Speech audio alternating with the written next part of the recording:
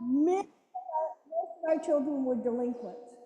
A few were neglect and abused children who got there and that didn't make it in foster care. And then we had a few that were called permanent state wards.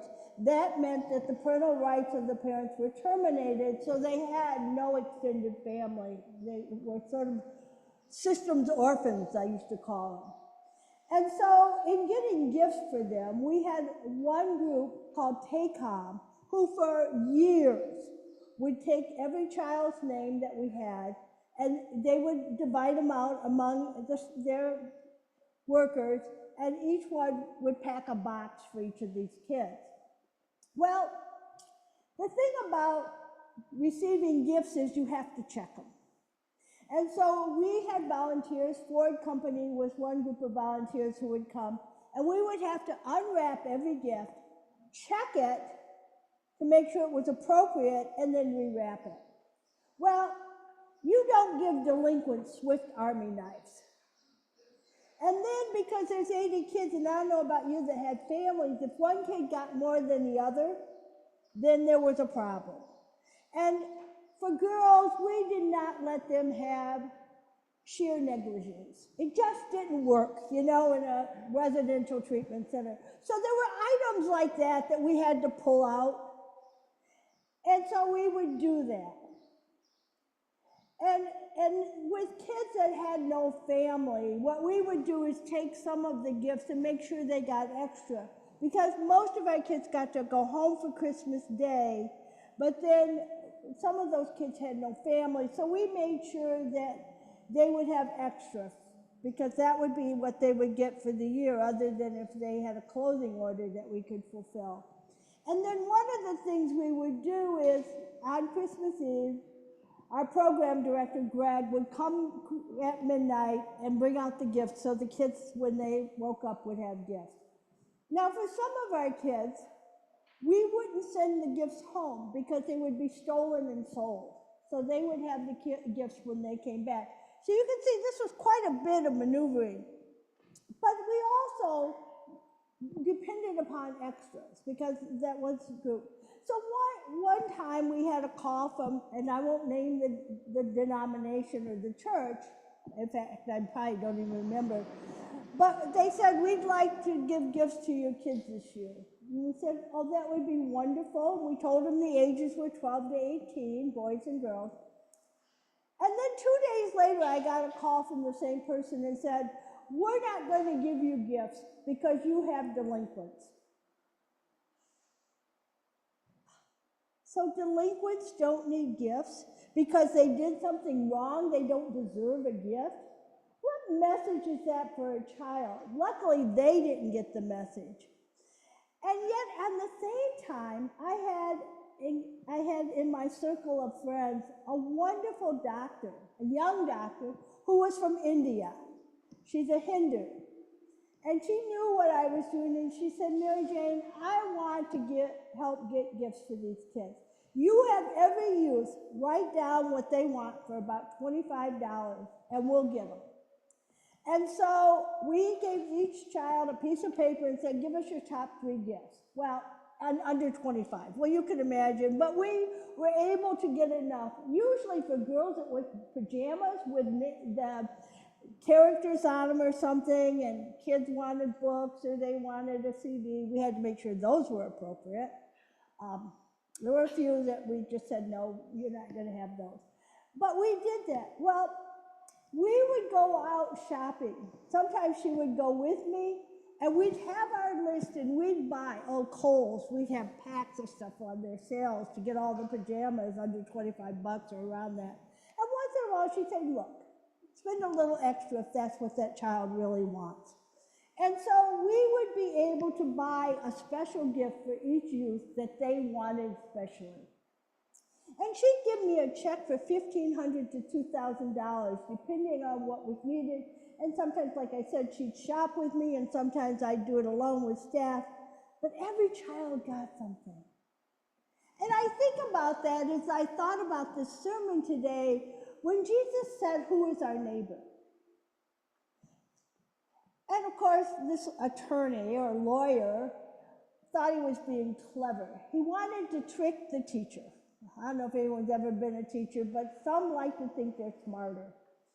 And so what he did is he said, what do I have to do to have life everlasting? Now, I'm not sure if he really only wanted to do the minimum to get to heaven or not, but what's the bottom line? What is it that I absolutely have to do to get there? And it's not like it's a prize that you win. It's something that God gives us. But he was concerned, or he thought he was, or he wanted to get the answer. And he gave the answer straight out of the book. Love God and love your neighbor. And Jesus said, that's right, you'll get life. But then he had to go one more. Well, who is my neighbor? And Jesus, used to that kind of questions and knowing what was in this guy's mind, because he knew. And he gave a parable, a story. And he said, there was this man who was walking and rocked on the road, beaten and left to die. And along comes a priest. And the priest walked to the other side of the road and kept going. Because you see, in that day, if a priest touched the blood of somebody that was wounded, he became unclean. And so if you're unclean, you have to go through a ritual to re-clean yourself before you can do anything more. So we may be able to forgive him a little bit, but he ignored him. And then a Levite, another Jewish man, walked by and left him there to die in his wounded state. And then along comes the Samaritan. Now we call him the Good Samaritan, but back then Samaritans were like the worst of worst people to Jewish people, because the Samaritans belonged to a group from the northern part. And the Samaritans, what happened is there were some wars that went on up in Samaria, and a lot of Jewish people were killed. Some were taken into capture, and then the few left remaining weren't important enough to worry about, so they stayed behind. And these Samaritans, because they were there, started intermarriages. So those that remained were called half-breeds, which you've heard the term. They were considered the same. So they were sort of like the scum of the earth to a lot of Jews. They weren't important. They weren't somebody that they wanted to associate with or have anything to do with. And they also had some different beliefs. The Samaritans did not believe that Jerusalem was the headquarters. They worshiped in Iberia or something like that. So that was where their central worship was. And so with that, here is this Samaritan. Now remember, Jesus is telling the story. So here is this man that most of the Jews that were hearing the story considered low life, basically, not important, not somebody you'd associate, who had compassion. He was the one that bent down and removed the blood from the person. And he bathed him in oil. He cleansed him with alcohol, which was a sterilizer, and cleaned him with oil, which is healing. And then he didn't just leave him there.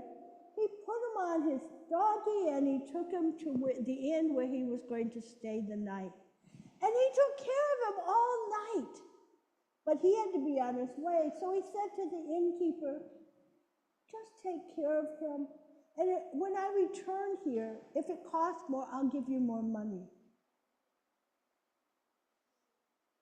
Jesus told this because he wanted us to see beyond our narrow scope of who we should help. Who is our neighbor? And who are the ones that are really the neighbors? The ones that are really seeing beyond a limited scope. It's those people that we use a lot of isms about. People that aren't like us, that don't speak like us, don't sound like us, don't pray like us, all of that. And Jesus is saying, whoa, open up your eyes and open up your to be expansive, to include everybody. People you may not like, people that you may not know. Compassion sees beyond the everything, all our restricted thoughts. Compassion is for those that are the most needy, those who are wounded, whether it be physical, emotional, spiritual. Those are who we should be reaching out to. That is who our neighbors are, to love our neighbor. And that is what we're asked. That is why this story is so important. We now call him the Good Samaritan. But then, if you were hearing that story for the first time, listening to Jesus, you would be cracked open. Like, what is he thinking? What is he talking about? What Jesus said is compassion. It's the care and the tenderness and going beyond what is expected to take care of those that need it the most. And so that's our reminder in this gospel today. Our neighbor is those who we encounter that need us. Not somebody that we want to help because they're like us.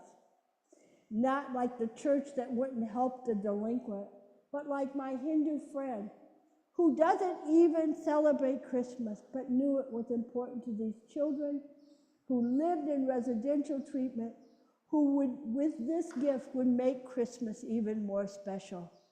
And that's what we're supposed to be doing every day, finding those who we can put smiles on them, heal them, help them, and reach out with that compassion and tenderness.